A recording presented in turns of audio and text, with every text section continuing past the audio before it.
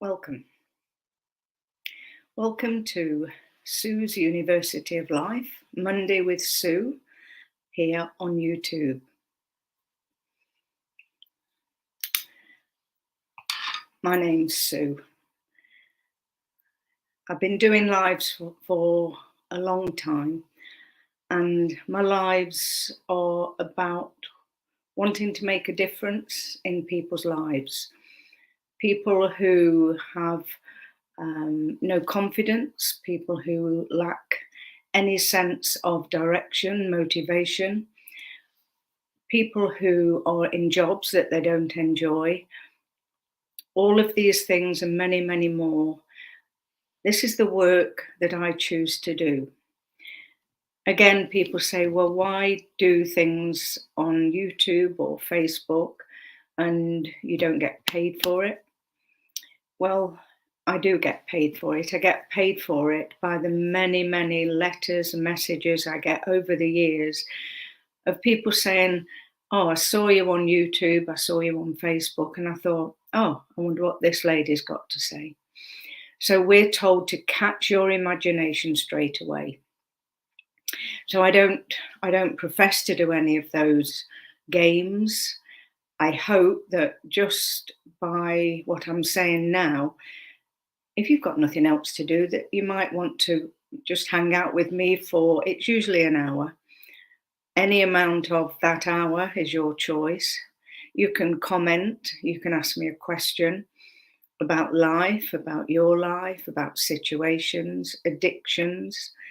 I also have a business, a very small business now, and it's Shoreway. I'm a consultant. I'm the owner of Shoreway. I created Shoreway decades ago.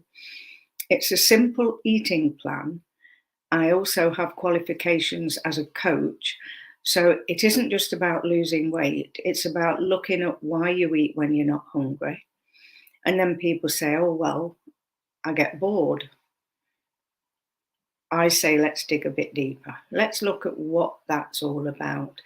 And so over the years, I am very chuffed when people come along, paid. I do coaching. I have a website. I'm a writer. I've written 3 books.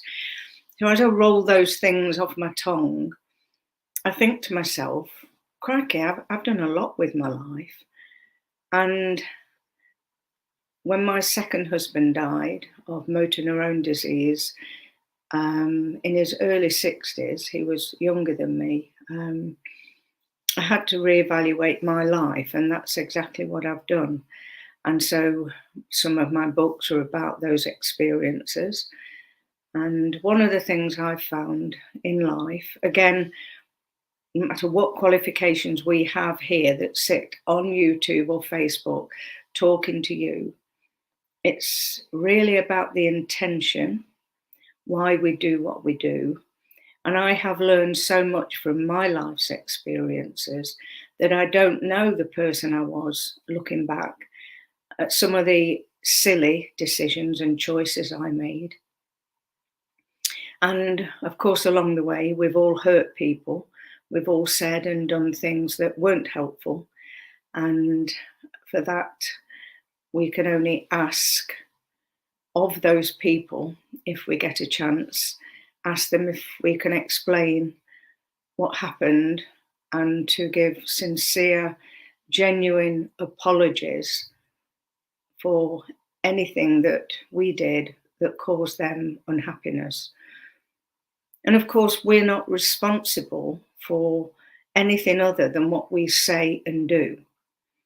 And if we say something in anger, then that's when we can do a lot of damage. And we can point the finger at people and say, you this, you're that, you're the other. And you know, we're all doing the best we can. And we have to admit that sometimes our best is not with the best intention. And so those are just a few more of the things I'd like to share and talk to you about. Intention. What is your intention? What's your belief system? What's your chatterbox in your head saying? And are you actually telling yourself lies and believing them? What do I mean by that?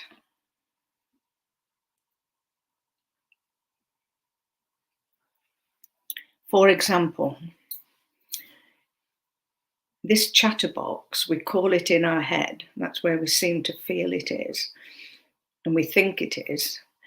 In actual fact, things are coming from the brain, sending messages out, collecting information, observing, and ultimately, we are trying to survive.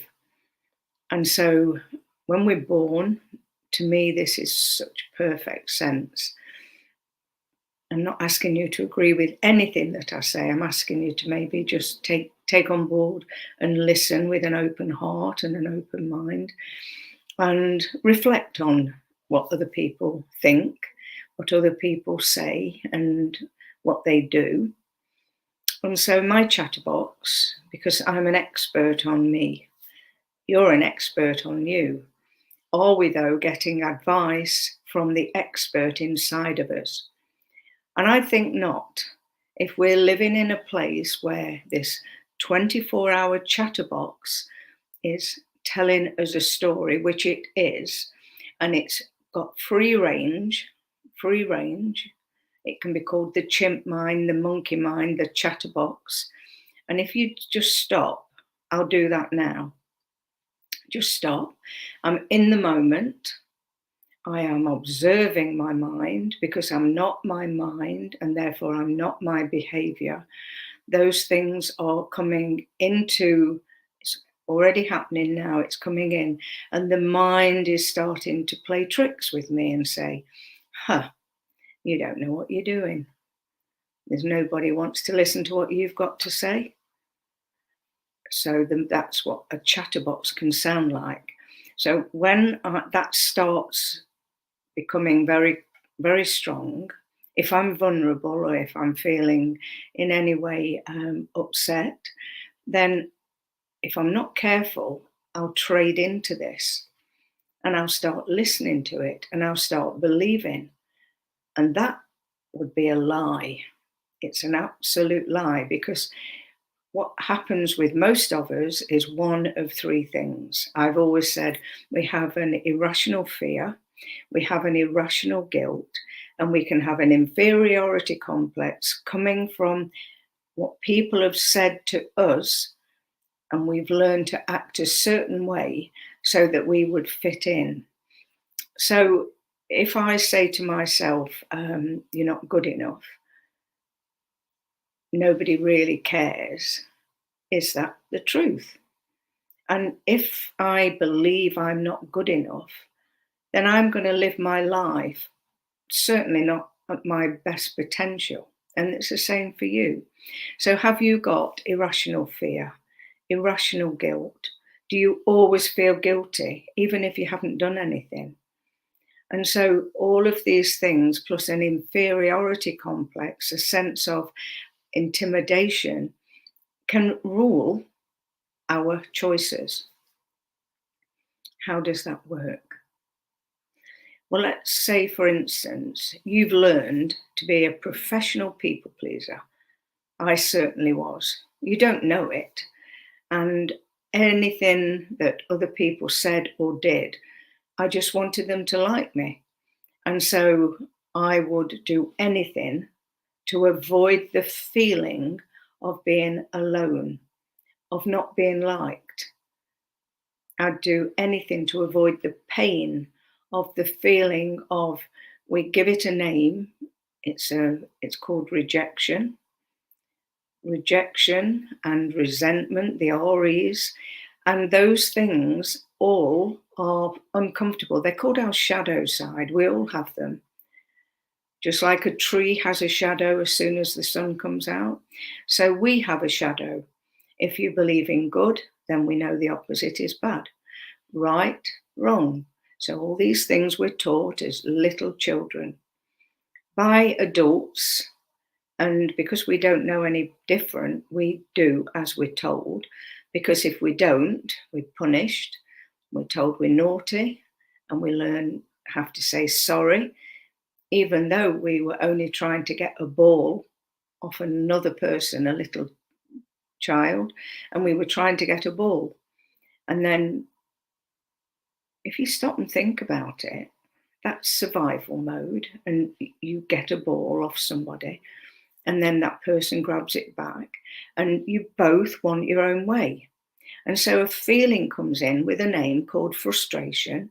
And so as soon as you're with somebody else, then because we want our own way and other people want their own way, then very quickly you will understand that our frustration can frustrate us, and we can get angry, we can get awkward, we can become aggressive.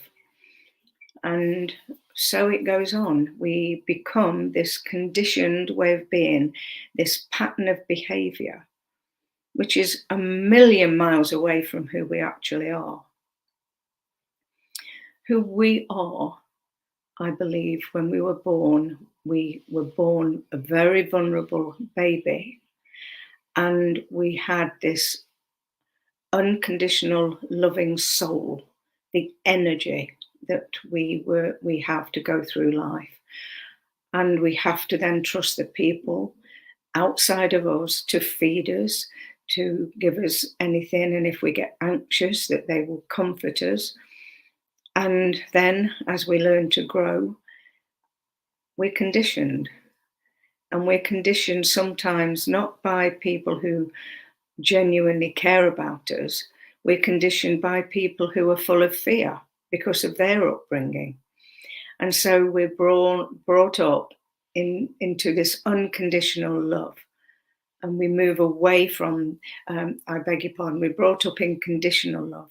And this unconditional love, which is our birthright, fades into the background.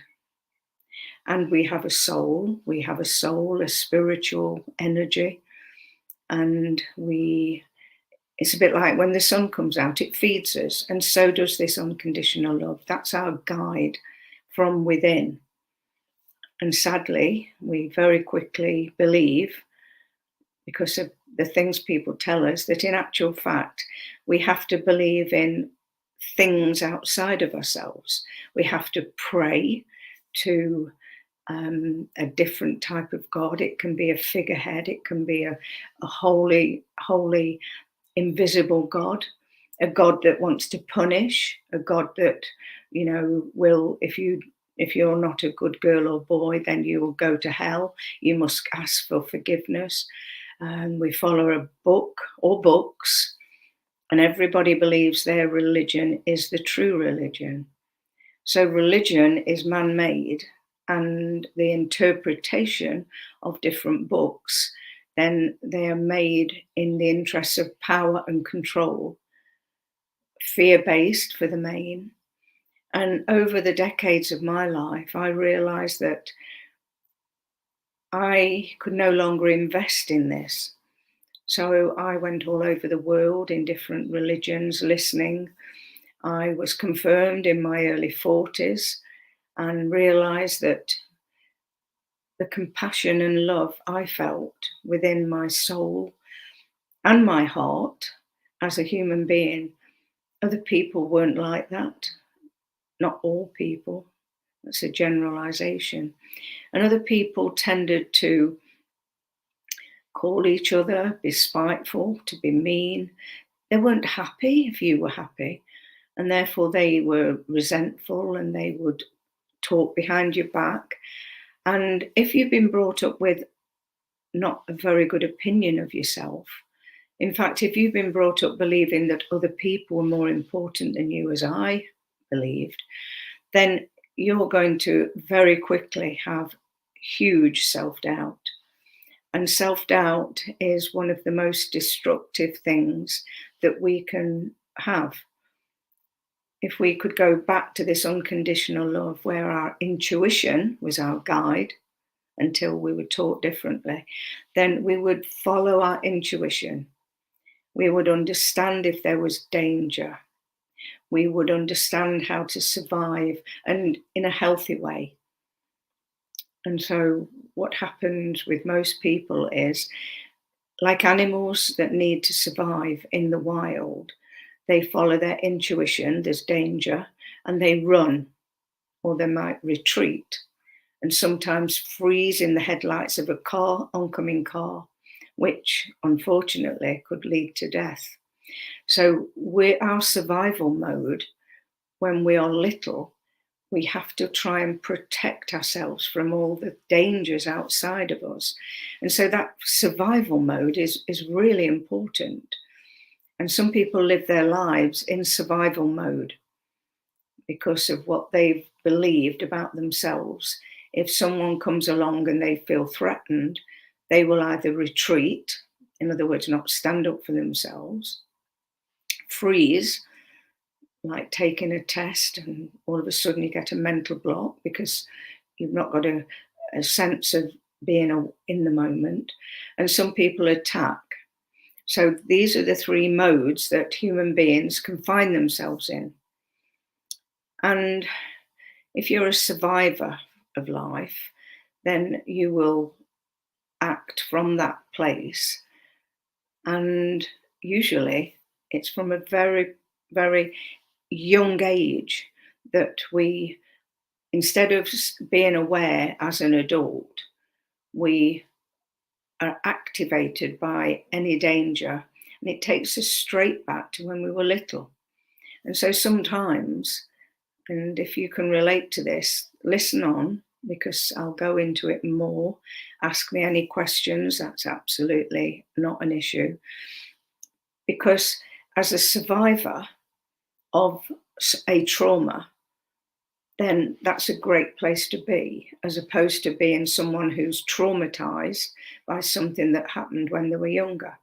So you can go from being traumatized in good hands, somebody can support you, and you can realize that it was a trauma and that you're no longer traumatized because you can re-evaluate and put yourself into adult mode. Some people are victims, and you can become victorious over whatever you were victimized by. Say it was bullying at school or at work, in the workplace. And if you've not resolved these issues, if you've not found that internal journey yet, where you can parent your own child within and find that unconditional love to guide you through life, then you'll still be in this lane of fear, power, control. It's shame-based guilt, creating irrational fear, irrational guilt, whereby other people can manipulate you so that you never get to find out who you really are. Some people have what's called a breakdown. I did. My breakdown was in 1991 when, because I was always wanting to please people, because I wanted to avoid conflict, I wanted people to like me, I wanted people to reassure me, I needed people's approval and all sorts of things. And I look back and I just don't know who that person was, because I now know that whilst we might want people to approve of what we're doing, we don't need that. We do need food to feed us, to nourish us. We need water. We have needs. And some people, their needs are on always wanting other people's approval. Is that you? Is anything ringing a bell?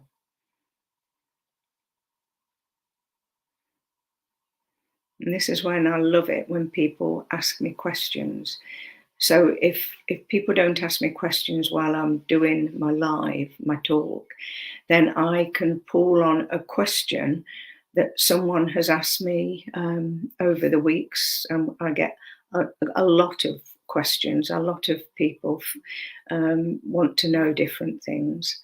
And so, are you somebody who is a survivor? And if you're somebody who just survives on their wits and feel very proud of themselves because they've worked through some stuff, are you a survivor?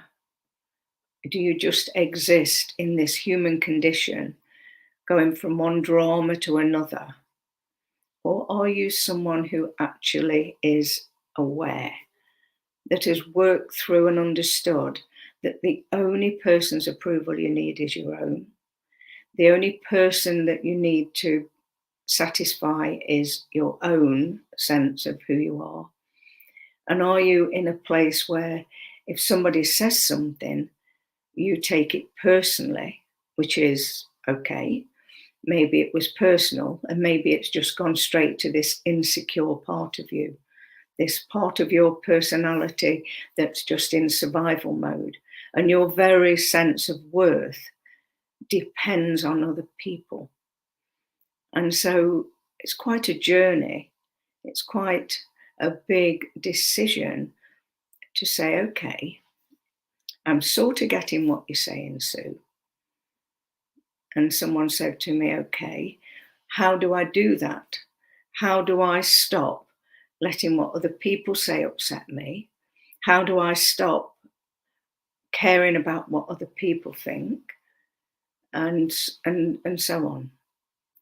And I'm in a job I don't like. How can I change it? I need the money and I haven't got the confidence. So how do I gain confidence? So these are questions, and they're wonderful questions.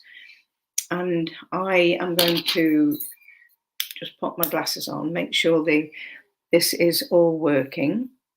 And I'm going to say, well, what I'm going to do is ask a question. I put a Q. Why do I eat when I am not hungry? That's the question. Let's see if it's there. I'm going to hopefully move that up. I've entered it. No, I haven't, because it won't let me. It wants me to send it. I'll put it in there. How's that? So again, I've taken my mind off, and it's taken me somewhere else. So now I have to come back. I'm back. And sadly, as much as I'd love to say that I'll get comments, at this moment, mine won't move. There you go. That's social media for you. And as if by magic, I've been able to do it. So there's a question. Why do I eat when I'm not hungry? Lots of people ask me that question. And this is when I can just absolutely go into my own, because, like I say, I have a consultancy business, and I had thousands of members come to me, and Shulway in Derby and surrounding areas. I had group leaders work for me. And people would follow a very simple plan that took a lot of putting together, which was all balanced. And all you had to do, like a menu in a restaurant, is choose the one that you would like. The only difference is you have to make it. So you have to learn how to do that. And so people would follow this very simple way of eating, and they'd be weighed, and I would do weekly meetings. I'd talk about everything to do with the body, how the body works, your metabolic rate, why there's different water weights sometimes. We'd talk about vitamins and minerals. We'd talk about the goodness in food. Most of all, the question is, why do you eat when you're not hungry? And so people would say, well, I just can't help it. Well, that's a lie. So you believe in a lie. That's not true. Yes, you can. You can help it. So you have to stop again and say, okay, why do I eat when I'm not hungry? So people want me to answer that for them. And I'll say, well, I'm asking you to ask yourself. So go inside and ask yourself a simple question. Why do I eat when I'm not hungry? So first and foremost, we need to look at what is hunger. What is hunger? And again, I do mention this, get yourself a nice journal, a book, a book with a nice pen. Where's the pen? Here it is. With a pen. And then you're going to, this is going to be your observation, if you like. You're going to keep a record. And this is not just about what you eat. I want you to think about why you eat when you're not hungry. What's happening to the sensations in your body. So write things down. Write the day, the date, the year. And just write a little note to yourself.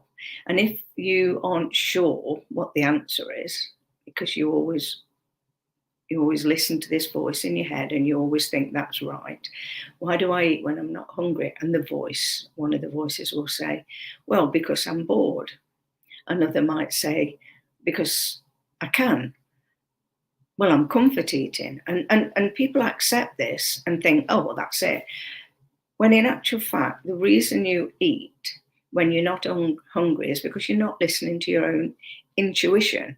You're not listening to what your body needs.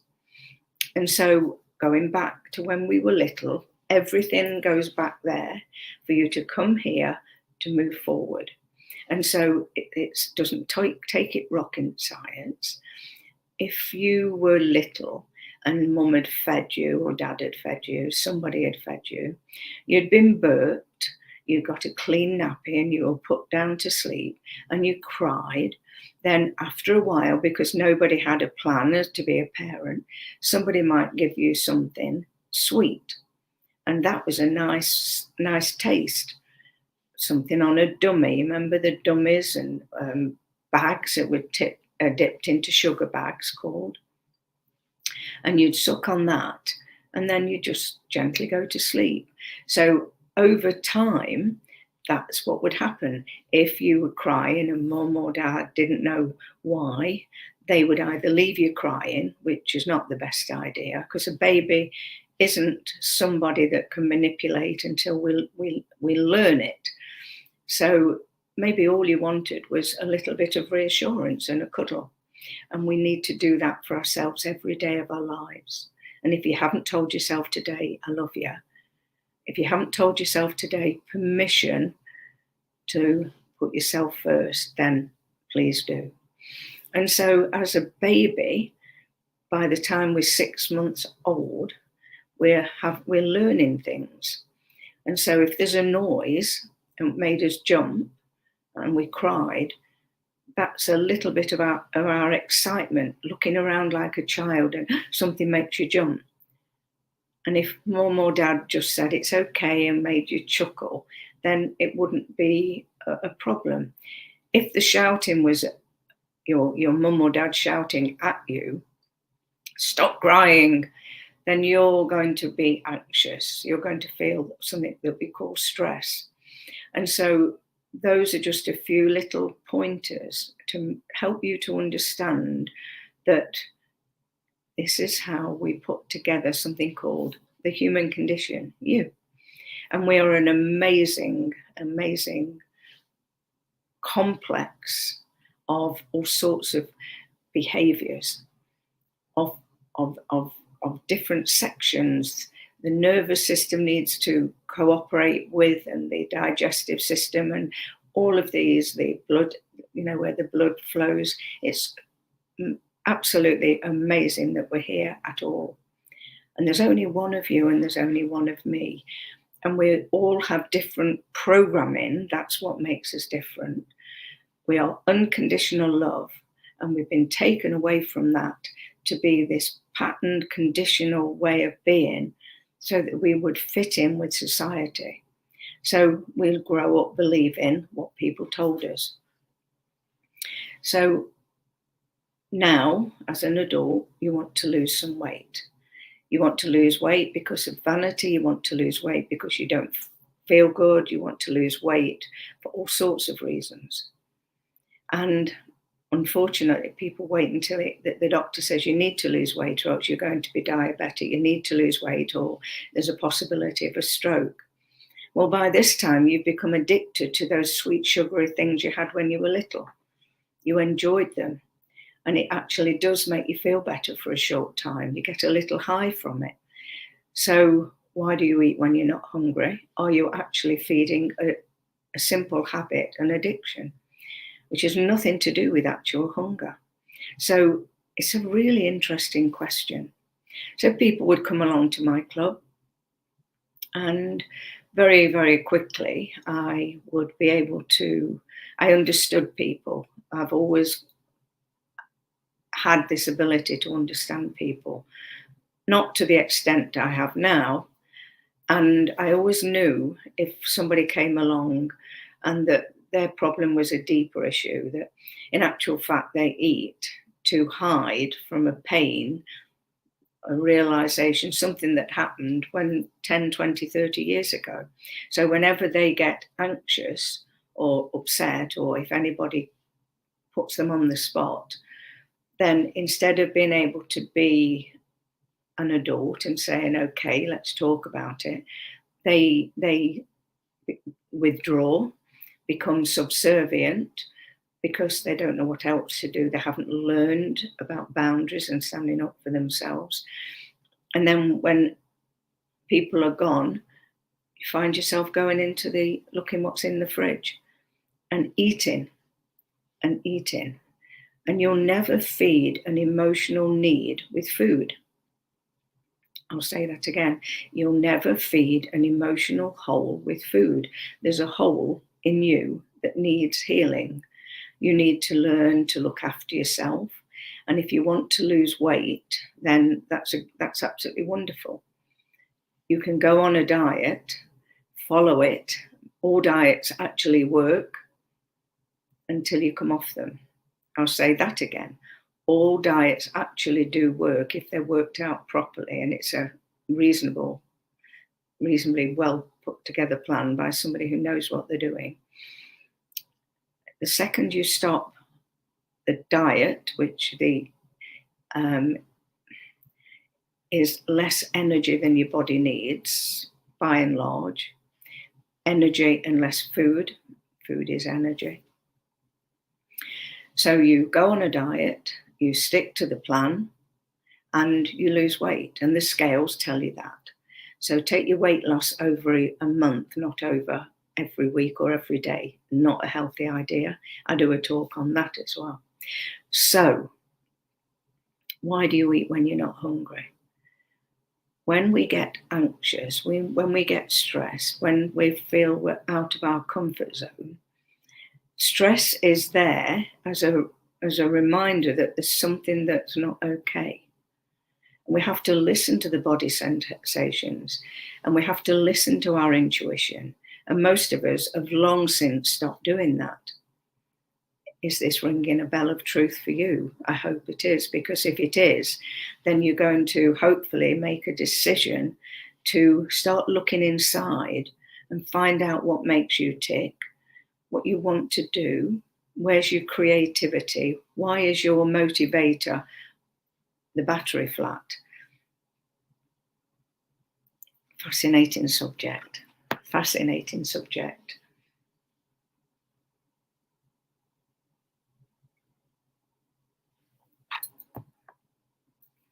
Some people used to come to me, still do, and they'll say things like, oh, well, it runs in our family. My mum's big, my dad's big, my grandma, my granddad is, my brothers and sisters are, it runs in the family. Now then, do you think that's true? Or are you telling yourself another lie? We see we're living a lie, believing things that we've been told that are in our mindset, which are in our programming. It's called the ego, and the ego is very necessary. Wouldn't allow me to know to put this together to scratch the side of my nose. So ego, that's our programming, is something that's very important. This is all in the human condition. I'm not going into past lives. I'm not going into anything. I'm sticking with the human condition and focusing on hopefully getting you to learn that you matter, to start putting yourself first, because it isn't selfish. I talk about that as well. And so this is the important thing. Are you telling yourself, oh, well, There's no way I can lose weight. I can't lose weight because I'd love to lose weight, but the but, of course, has just changed what you've just said. Now, the observer within, the mindset is listening. Oh, what does he or she want? So people would come to my class and very often say something quite simple like, oh, I'd love to lose weight, but I've only got to look at a cream cake and I put weight on. Interpretation, I'd love to lose weight, but that's all gone. I've only got to look at a cream cake and I put weight on. Oh, whenever she eats a cream cake or a biscuit, she wants to put weight on, or he wants to put weight on. So that's what goes in, and that's what you do, because you believe that that is true. There's so many lies that we were told that we believe. I can remember when I was 15, never forget, my dad collapsed on me and subsequently died a few hours later. My dad, my hero. I went to work. I was a young errand girl, 15, and used to work at Rolls-Royce in the big factory. The errand girl took letters, did errands, and the factory was huge, and you went to the different little offices and walked up and down where the men were building aircraft or building cars.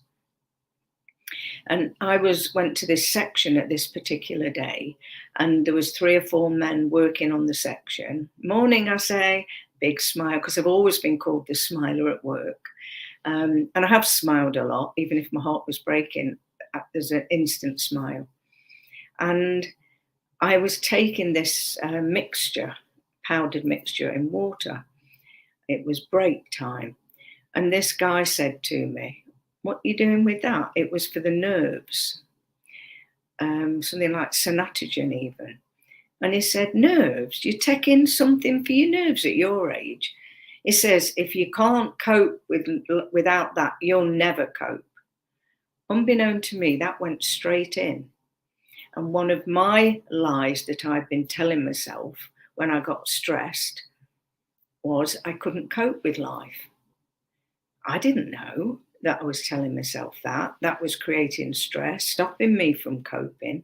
And that's why consequently I had a breakdown. Now I know that I am coping. I can cope because we're all coping. Look at the magnificent way we're living our lives now. I'm 76. I'm coping, and we do cope. So we have to stop believing that lie. So that's not something that's a good idea to say to yourself. And are you somebody who struggles with guilt? Are you always saying sorry? Well, that's irrational. That's irrational guilt. You find that somebody bumps into you. I certainly had this. Somebody bumped into me and I said sorry. And they allowed me to take the blame for something they had done. Go back to childhood. That's how it was.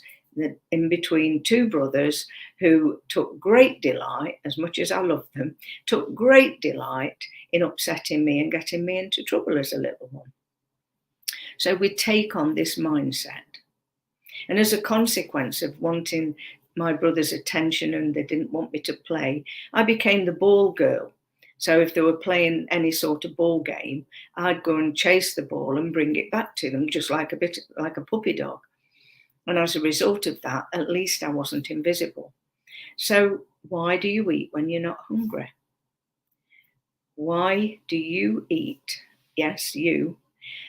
Leave a comment, because after this, I get all the comments and I reply to everyone.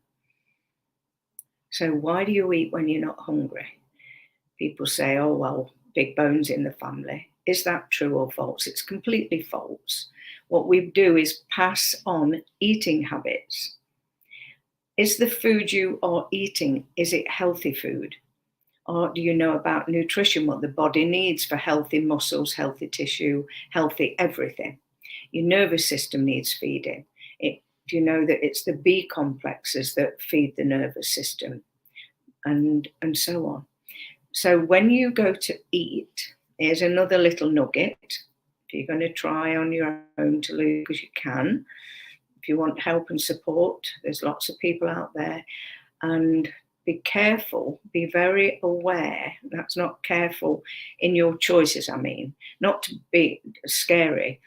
Be aware, be very aware that you're the person who does the job. We're the supporters of you. And yes, someone who knows how to coach and motivate and give you skills along the way so that you can cope when you are whatever weight you want to be. See, so many people, they rely on you needing them, for you then to keep going for whatever it is you're doing. I'm not like that. I don't want you to need me. I'm not going to be your leaning block. I give you the full 100% responsibility of wanting to lose your weight. And therefore you can trust me 100% that the menu I offer, or follow your own if you've followed loads of different methods that can work for a while, and let me coach you along the way. Let me motivate you. And then you learn how to motivate yourself, because you find out who you are. And so many people love it. Oh, I need you, I need you. Love to have codependency. Well, it's very nice to think that people really put you on a pedestal. It's very nice because it's a good feeling for you, the person who's on the pedestal. It's not very good for the other person. If you put me there, we're equal, then you need something from me and you put me there. And I keep you here equal. Whereas most people take great pleasure in making sure you feel inferior. This is in the human condition. And then when I come back here, right, I'm still quite confident because I've got this, I'm so much better than you because I've got all this information. And I want to keep you there, down there. This is the human condition, not me. This is me and you. We're equal. We're equal. So if you've got something to share, then you the teacher, I'm still the pupil.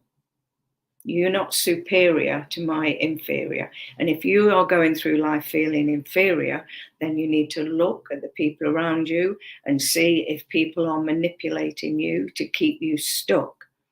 And you give yourself away every time you say sorry when you haven't done anything, because that's irrational. And what we need to do is learn to be more rational, more aware, and to be able to grow in confidence. And people say to me, how can I grow in confidence? I'll do it when I feel I've got confidence. That's not the way with it. Susan Jeffers, feel the fear and do it anyway. And many other brilliant speakers will tell you that you have to take that step out of the, your fear, into the unknown, and then you gain confidence.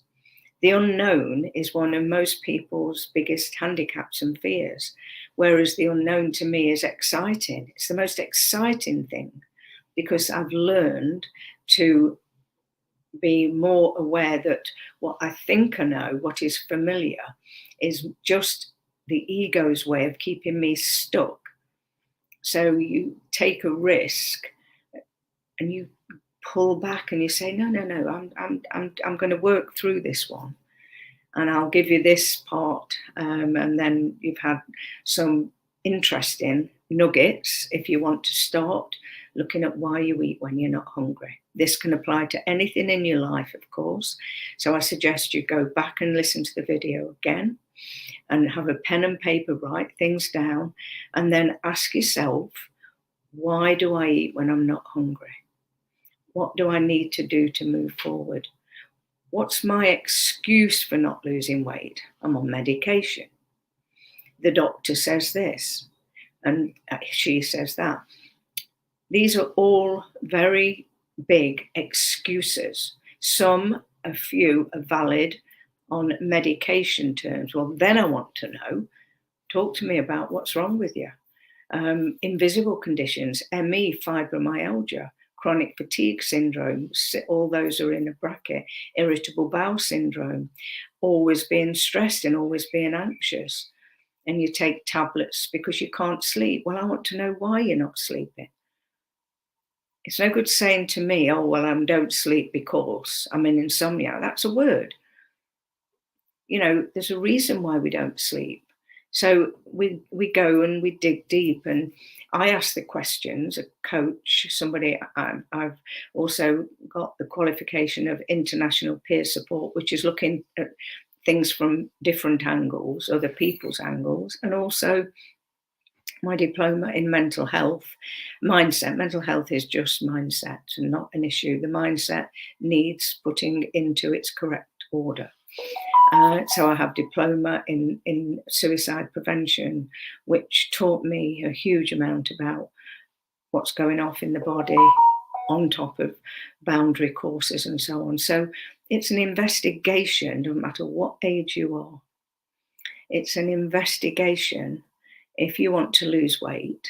And if you want to lose weight as much as I want to support you as you lose weight and give you the tools so you don't depend on me or other people, then that's exactly what we can do. So bringing this talk to a close, I again say if you want to join one of my groups, go to the website, which is www.susuniversityoflife.nz.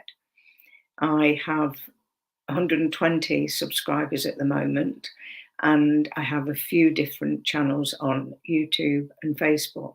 So please go to the one where I'm in blue and it says here to help. And then go to the shop, and there's some courses you can join. Yes, they're paid courses, and you can have me as I'm sat here as a coach, as part of Why Do You Eat When You're Not Hungry? And it's the I Am group where I can listen and guide. You can follow the eating plan I have. And if you're ready, then I'm more than happy to do that. And you will get my one-to-one attention. The talks that I give, I will be here, and you have access to me if you're struggling. So it's a whole package, and if you're ready, then let's get that show on the road. So back to the question: why do you eat when you're not hungry? Now, if it was a lovely experience when you were little, Auntie came round, Mum and Auntie loved each other's company, and they had a cup of tea or a coffee, and they also had biscuits, and they used to give you one. So your association with a cup of tea or coffee and a biscuit is something you learned, and it's not something that you have to do. It's looking at why that happened. So looking at small patterns of behavior in the past doesn't mean that it's got to be something that was bad. It just means that I also have a counselling qualification at level 1. It means level 1, a year at uni, and then another year. And I didn't quite make the qualification, the pass. I still had 2 years of learning about counselling. So counselling definition is you go into the past to create the future. Sometimes still in the blame shame game, which is a real sadness to me. And I'm a coach, and a coach is forward moving. So put those together, and what we want is for you to move forward and achieve the goals in your life.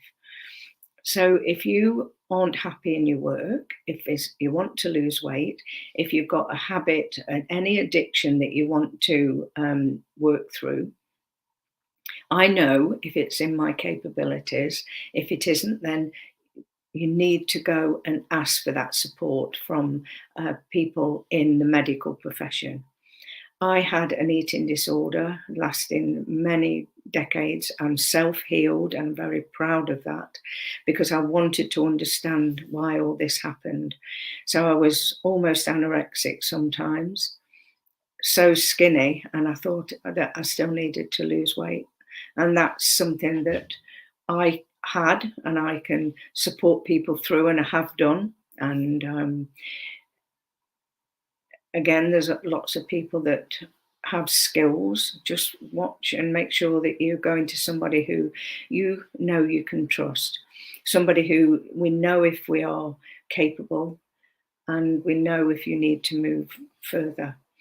I also had the condition, I didn't know the name, I didn't know what was happening to me, and that all of a sudden I started making myself sick. And so once I found out about that, I had to, really make a decision. This wasn't okay. I needed to get well. And so I worked through the reasons. I'd already worked through my eating disorder. Again, this is the truth. When I had a breakdown, I hadn't worked through being a people pleaser, looking after everybody else because everybody was more important than me, soul destroying. So then I went into 2-year therapy, 3 days a week, into a day. It was a new course, 3 days a week, about 30 of it's a brand new project, 30 people coming together because their lives weren't working, men and women. And it was the most amazing thing. It was called Thornhill by Haru Gadiali, who was an absolutely amazing person who died recently. Somebody I'll always now know he had my best interests at heart. It was very tough. And he once said to me, I said, where's your compassion for me? When, I'd said something, he said, compassion.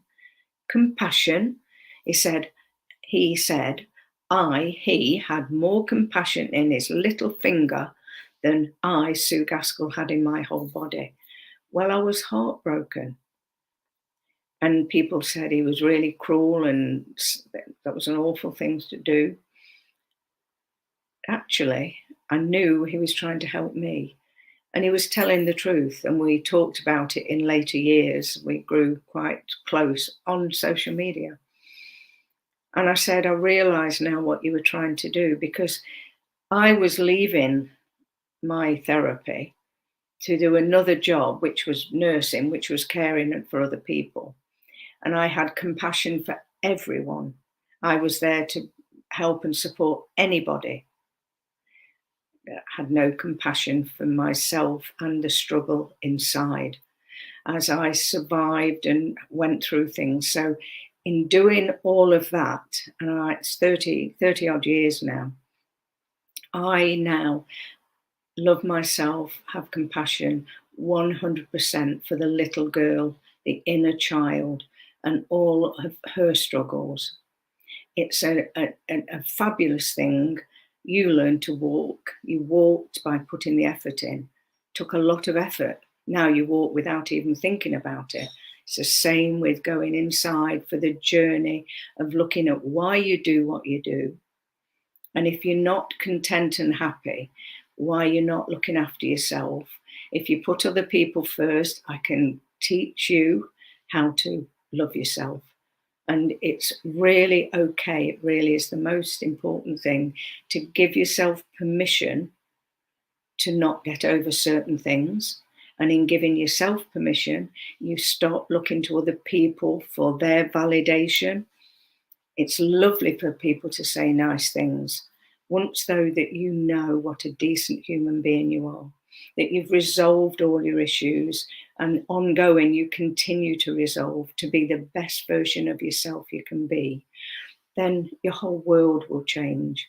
You'll look out and see that everybody's struggling, and you'll stop blaming, you'll stop judging, you'll stop comparing, and trying to compete with other people is always going to lead you into misery and suffering.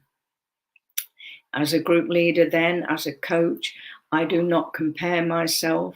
I don't judge other people.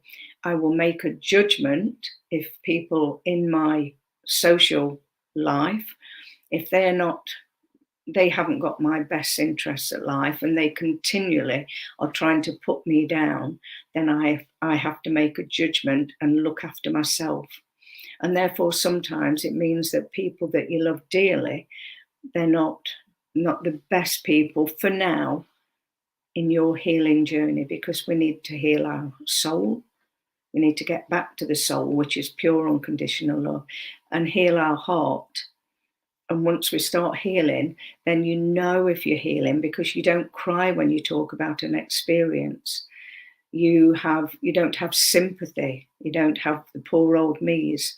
You don't say to people, "Oh, I'm really sorry," when things happen to them. You're able to learn and talk in adult language, which is that you can momentarily understand the sadness when someone loses someone, because they die to this earth. And of course, you're going to miss that person. And of course, you're going to grieve. There's 7 stages at least to grieving. So you have to go through the process, and sometimes give yourself permission to never get over the fact that you won't see that loved one. And, accept that it's okay to not be okay. And then once you learn to accept the unacceptable, give yourself permission. Don't wait for other people to start saying you ought to be over this, and then you feel guilty, which is irrational. There's so much work for you to do, and it's so exciting. So be excited at the idea that you actually can come through this and be in the moment, be aware. You can listen to what your mind's saying and just not go down there. Or if you find yourself hooked into something, then you can spot it and bring yourself back. And then you say to yourself, okay, what am I believing that's not true? Why would I remotely start getting anxious and scared? Why would I not trust myself and my intuition? And that's when you say, what do I need to do to be the best version of myself? No comparing to other people. And the best version of yourself is coming from the intention. So is your my intention on this, my show, Monday with Sue, which is coming to an end, my intention is to speak the truth, not my truth, the truth from this unconditional soul, to then be able to talk with you, and you can share your truth. I can share my truth, which is our opinions. That's all they are. Ultimately, when you're open and aware and you know who you are, you can walk through life. You don't ever have to remember what you said, because you speak the truth. And the truth, there's only one truth from a place of unconditional love from the soul. You can call that God. You can call that whatever name. That was your birthright, unconditional love, to live your life in truth. So if your intuition's telling you don't do something, listen to your intuition. If you want to do something and you think, oh, well, just one, whether it's eating or whether it's stealing, then you have to live with that. And there are consequences to everything we do. And that's not a threat, because then you live a life whereby you just know. And when people are horrible to you, and they will be, they're stuck in their own ego and their stuff, then you just have to rise above that, because you're rising above it on a soul level, spiritual level, not because you're better than them, because you rise above it and let it go and just send out lots of loving energy to other people. Wish them well, and then get back to this beautiful place where you're in charge and you have choices. I'm Sue Gaskell Barlow. This was Monday with Sue, lesson 3. Can I ask you to go to my website? Excuse me, my website. Can I ask you also to subscribe to my YouTube channel, which is here, Sue Gaskell, at Sue Gaskell again, 9029. Subscribe, ring the bell, and then you'll be notified when I do my lives. And remember, if nobody's told you today that you are lovable, then look in the mirror, because you are. Bye for now. Bye-bye.